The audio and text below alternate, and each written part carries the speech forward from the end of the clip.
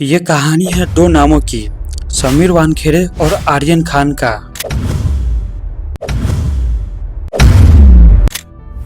एक तरफ कानून का शेर समीर वानखेड़े और दूसरी तरफ बॉलीवुड का शहजादा आर्यन खान। मंच वही था मुंबई, खेल वही था सट्टा का और शोहरत का। चलिए हम इस कहानी को डीप से समझते हैं। क्या कारण है कि एनसीबी के होनहार ऑफिसर समीर वानखेड़े बॉलीवुड के किंग शाहरुख खान के बेटे आर्यन खान के पीछे हाथ धोकर पड़े हुए हैं। समीर वानखेड़े को आर्यन खान से क्या प्रॉब्लम है? क्यों समीर वानखेड़े आर्यन खान को सलाखों के अंदर रखना चाहता है? तो चलिए चलते हैं फ्लैशबैक में और जानते हैं पूरा कहानी। चैनल पर नए हैं तो चैनल सब्सक्राइब कर लेना।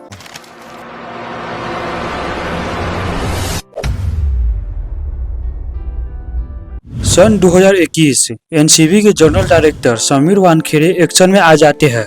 समीर वानखेड़े बॉलीवुड में चल रहे मनमर्जी पर रोक लगा देता है। समीर वानखेड़े के द्वारा बॉलीवुड के बड़े बड़े सितारे को ड्रग्स मामला में नोटिस भेजना शुरू कर दिया जाता है, जिस कारण से समीर वानखेड़े को पब्लिक द्वारा सिंघम कहे जाने लगा। और सबसे बड़ी बात, समीर वानखेड़े शाहरुख खान के बेटे आर्यन खान को ड्रग्स लेने के जुर्म में गिरफ्तार कर लेता है और यह न्यूज पूरे भारत में सनसनी न्यूज बन जाता है। भारतीय मीडिया बॉलीवुड के विरोध में बढ़ चढ़कर न्यूज बताने लगता है और भारतीय मीडिया समीर वानखेड़े को हीरो बनाने में कोई कसर नहीं छोड़ता है, जिस कारण से पूरे भारत में बॉलीवुड का डाउनफॉल शुरू हो जाता है। एक तरफ समीर वानखेड़े लोगों के नजर में हीरो बनता जा रहा था, तो दूसरी तरफ बॉलीवुड के किंग शाहरुख खान और उनका बेटा आर्यन खान पर हजारों सवाल उठ रहे थे और सोशल मीडिया पर लोग बॉलीवुड से कई सवाल पूछना शुरू कर दिया था, जैसे क्या किंग खान अपने बेटा को ड्रग्स लेने के लिए छोड़ दिया था? क्या बॉलीवुड में ड्रग्स का कारोबार इजी है? इन सब सवालों में बॉलीवुड लगातार फंसता जा रहा था। इन सब सवालों के साथ यह केस कोर्ट तक पहुंच जाता है, लेकिन कहानी इतना सीधा कहाँ था। आर्यन खान के ऊपर ड्रग्स का कोई ज्यादा ठोस सबूत नहीं मिलता है और आर्यन खान के ऊपर लगाए गए सभी इल्जाम कोर्ट में कमजोर पड़ जाता है, जिस कारण से कोर्ट के द्वारा आर्यन खान को इस मामले से रिहा कर दिया जाता है। लेकिन कहानी में ट्विस्ट तो अब आया है। समीर वानखेड़े के द्वारा बिछाया गया जाल में बेचारे खुद फंस गए।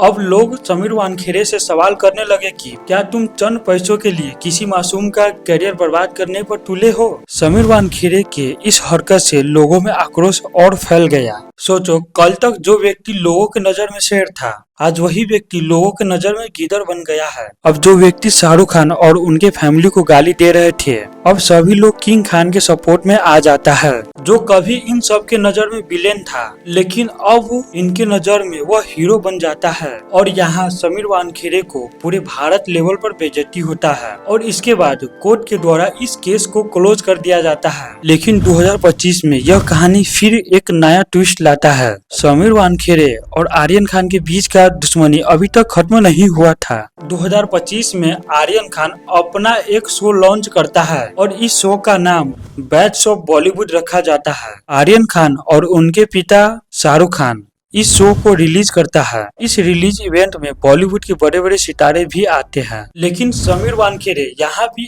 आर्यन खान का पीछा नहीं छोड़ता है और फिर से आर्यन खान के ऊपर केस कर देते हैं। और इस केस में कहा जाता है कि इस वेब सीरीज में हमें नीचा दिखाया गया है और हमारा हमशक्ल भी लाया गया है। अब आप कमेंट बॉक्स में बताओ, क्या सच में FIR करने का यही रीजन होगा या फिर कोई पुरानी दुश्मनी होगा? समीर वानखेड़े के द्वारा किया गया यह केस दिल्ली के कोर्ट में सुनवाई होता है और यहाँ भी जजों के द्वारा समीर वानखेड़े को अच्छा से फटकार लगाया जाता है और कहा जाता है कि आर्यन खान के ऊपर कोई मजबूत सबूत लाओ और फिर से पूरे भारत लेवल पर समीर वानखेड़े का बेइज्जती हो जाता है। देखो, मेरे हिसाब से समीर वानखेड़े या तो अपने पावर का गलत इस्तेमाल कर रहा है या फिर समीर वानखेड़े का आर्यन खान से कोई निजी दुश्मनी होगा, जिस कारण से समीर वानखेड़े इनके पीछे हाथ धोकर पड़े हुए हैं। अब आप बताओ, आपके नजर में कौन हीरो है और कौन विलेन है? समीर वानखेड़े विलेन है या फिर आर्यन खान विलेन है? कमेंट बॉक्स में जरूर बताएं।